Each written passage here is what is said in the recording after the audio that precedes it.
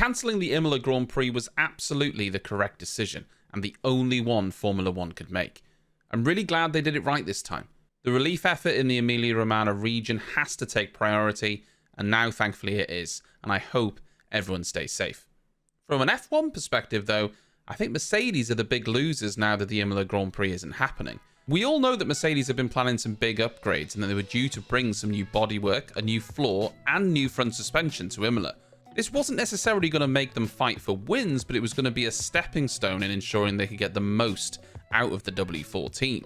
The next race is Monaco, and bringing upgrades to Monaco, or at least big upgrades, isn't really ideal for a number of reasons. Despite this, it's now been confirmed that Mercedes will be bringing their upgraded car to Monaco. But let's talk about why other teams might not do the same. The first reason is that the track isn't a normal circuit, it's a street circuit for one, but it's bumpy and it's tight.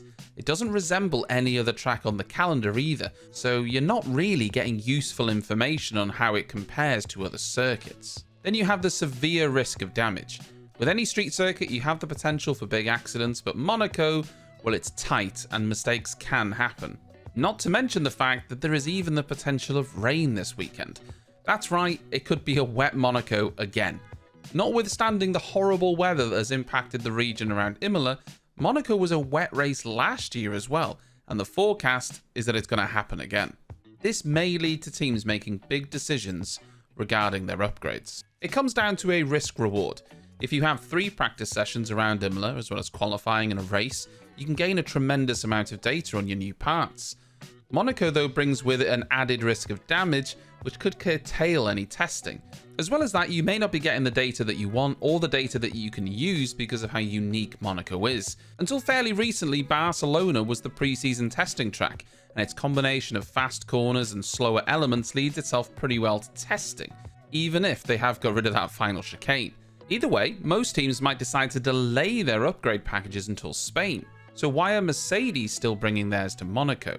Well, my guess is that it's such a substantial upgrade that the cars were already prepared for Imola, and there's no changing it now. The upgrades are ready. From what we understand, there's a new floor, there's new suspension, all of that would have had to have been prepared, as well as potentially new side pods. Well, that might not be as simple as just changing some bodywork. It's possible that some changes have had to be made inside in terms of cooling and wiring, and that will have had to have been done far in advance. I think the upgrade is substantial enough that this isn't just a case of putting a new front wing on or not running a new front wing. It's a large part of the car, and that new car is ready to go. Also, if you remember last year around Spain, Aston Martin brought a substantial upgrade package to their car, which entirely changed the look of the car. But initially, they didn't get the most out of it. In fact, they went backwards until they understood the changes well enough, and then they finally started to see an improvement. It could be the same for Mercedes.